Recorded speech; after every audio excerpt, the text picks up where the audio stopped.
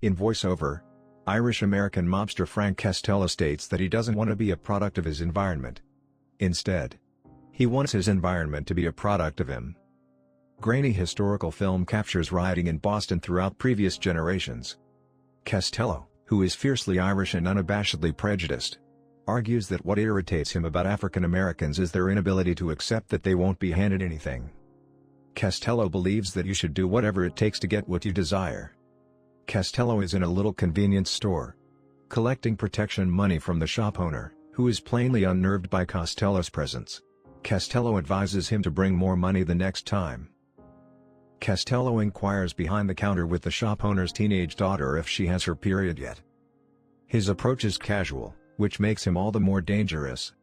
The forceful Costello offends and compels the daughter to respond to his provocative question. The owner of the store shows no emotion. A small boy, Colin Sullivan at the time, sees what Costello does with the store owner. Upon noticing him, Costello inquires as to whether he is the son of a man that Costello is acquainted with. He offers the store owner the order to give the youngster 2 full grocery bags before giving the boy some cash in his palm. He reminds the youngster that when he becomes older, he can collect more money from Costello. When Sullivan becomes older, Costello helps him get a job as a police officer so that he can stay in touch with him. Following his graduation from the police academy, Sullivan joins the Massachusetts State Police right away. He is admitted into Ellerby's Special Investigations Unit, which concentrates on organized crime. Costello is the unit's principal objective. Captain Queenan and Staff Sergeant Dignam extend Sullivan a heartfelt welcome to the state police. Billy Costigan is a police academy student who comes from a wide family with significant connections to organized crime. He is called to a meeting with Queenan and Dignam before he graduates, who verbally abuse, threaten, and intimidate him. Because of his family's connections to crime and the fact that he is too intelligent to be a police officer, they put pressure on him to resign from the police. When Costigan resists their hazing, they try a different strategy. They give him a position as a police officer, but only if he leaves the academy, spends a significant amount of time behind bars on a false accusation of assault, and infiltrates Costello's group. Costigan's undercover operation will remain a secret to Dignam and Queenan alone. When he does the task, they pledge to give him a bonus. Costigan meets his cousin after being released from prison and tries to acquire money for a drugs deals. At a local bar, Costigan orders a cranberry juice when he and his cousin meet with Mr. French. Costigan is asked if he is having his period by the man seated on the bar stool next to him.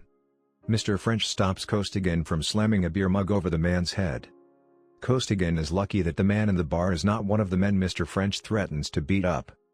Costigan is eating at the counter of a store same as the one where Sullivan first met Costello when he is confronted by 2 Italian mobsters from Providence who are extorting protection money from the store owner.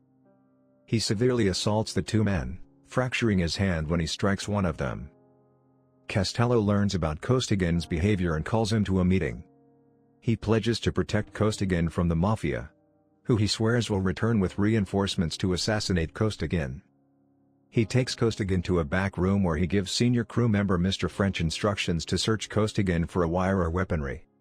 In an attempt to force Costigan to admit to being a police officer, Mr. French breaks open Costigan's cast, and Costello uses a shoe to strike Costigan's fractured hand. After enduring their battering, Costello accepts Costigan as a respectable crook. Both Sullivan and Costigan earn trust within their respective organizations. Sullivan goes to a crime scene where the 2 Providence Mafia guys are discovered.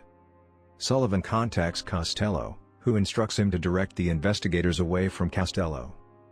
The psychiatrist Madeline Madden and Sullivan start dating. As required by the conditions of his probation, Costigan sees her as well, but as a client. A strong attraction grows between him and her. In the middle of an agreement to sell Chinese government agents stole missile guidance microchips, Sullivan alerts Costello to the police operation, and everyone boards boats that are waiting at the back of the warehouse to avoid being discovered by the police. Though it is unknown who the moles are, it becomes clear to Sullivan and Costigan that there is one in each other's organizations. During their conversation, Dignam tells Costigan to produce proof so they can locate the mole, even though he threatens to walk away. Costigan, furious, gives in. Sullivan and Madden, who intends to move in together. Have coffee. Sullivan is instructed by Costello to track down the rat and his group. In order to locate his crew members, Sullivan requests their social security numbers and other kinds of identification. While looking for the informant, Costigan discovers from one of Costello's crew members that Costello is an FBI informant, which explains why federal prosecutors have been unable to charge and apprehend Costello on several occasions. Late one night, Costigan pays Queenan a visit and informs him that Costello is an FBI informant. All of the social security numbers and other identification are gathered by Mr. French. On the envelope with their details, Fitzgibbons misspells citizens. Costigan fixes it and walks away. He makes a visit to Madden at her flat, where she is finishing up her move. She informs him that she is moving in with Sullivan. They talk before having sex. LRB assigns Sullivan to lead the Special Investigations Unit's mole hunt, pointing out his immaculate record. Costigan goes with Costello to a porn theater, where he witnesses Costello meet and give the envelope holding the personal information of Costello's crew members to a dark figure, whom Sullivan is not aware of. Sullivan is pursued by Costigan through Chinatown and out the theater's emergency exit, but neither man discovers the other's identity. Sullivan instructs Costello to follow Queenan to the Costigan meeting. Costigan flees before Costello's men hurl Queenan off the roof, where he lands at Costigan's feet. Costigan joins Costello's group as they leave, suggesting he's just come to help them in the assassination. Delahunt has been wounded. Back at their bar, Delahunt suspects Costigan of being the mole, but he dies before telling anybody else. According to a news story, team member Delahunt was a police officer working undercover. Dignam is consequently obliged to resign from the police department. Sullivan attempts to contact Costigan via Queenan's phone, but is unable to convince him to stop working as a mole.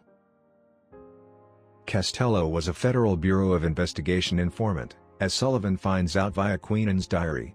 He fears that someone may discover that he is a mole for Costello. With Costigan's assistance, the police track Costello down to a cocaine pickup, where his gang and the police engage in gunfire that results in the deaths of the majority of Costello's crew. Costello, who is injured, acknowledges to Sullivan that he occasionally works as an FBI informant. Sullivan shoots him more than once. The next day, every member of the force congratulates Sullivan for killing Costello. Costigan visits him in good faith in an attempt to reclaim his due salary and recover his civilian identity. He informs Sullivan that he plans to return to his normal life. The envelope from Costello appears on Sullivan's desk, and Costigan notices it before Sullivan goes to check Costigan's personnel record. In the end, Costigan discovers that Sullivan is Costello's pet. When Sullivan gets back to his work, he discovers that Costigan has discovered who he really is, so he deletes Costigan's personnel files from the police computer system. Madeline informs Sullivan that she is pregnant but does not reveal the name of the father. A few days later, she receives a gift addressed to Sullivan in the mail from Costigan. When she opens it, she discovers a CD containing recordings of Costello's discussions with Sullivan. Sullivan walks in as she is listening and attempts in vain to assuage her concerns. He approaches Costigan, who informs him that Costello taped every chat he had with Sullivan. Costello gave the recordings to Costigan after leaving them with his attorney. Costigan claims he needs to reclaim his civilian identity or he will implicate Sullivan. They agree to meet on the roof of the same structure where Queenan was assassinated. Costigan handcuffs Sullivan after catching him off guard when they first meet. Officer Brown also shows up on the roof, as Costigan had carefully arranged. Drawing the weapon on Costigan, Brown is shocked to see Sullivan handcuffed and being held at gunpoint. By disclosing that Sullivan is the mole, Costigan explains his actions. Brown does not respond when Costigan asks why Dignam did not go with him. Brown ascends the stairs to follow Costigan and Sullivan to the lift. Officer Berrigan shoots Costigan in the head when the lift reaches the bottom floor and the doors open. Berrigan also kills Brown when he arrives. Berrigan informs Sullivan that Costello has more than one mole in the police force and that Costello intends to turn both of them over to the FBI. Sullivan shoots Berrigan in the head when he turns for a moment. Sullivan concocts a tale to defend himself at police headquarters, naming Berrigan as the mole and recommending Costigan for the Medal of Merit. Sullivan and Madeline stand at Costigan's grave at his funeral. Sullivan approaches her, but she ignores him. Dignam confronts Sullivan as he enters his flat and shoots and kills him. A rat scurries down the balcony railing as the frame drifts up to the window and the gold dome of the Massachusetts State House in the backdrop.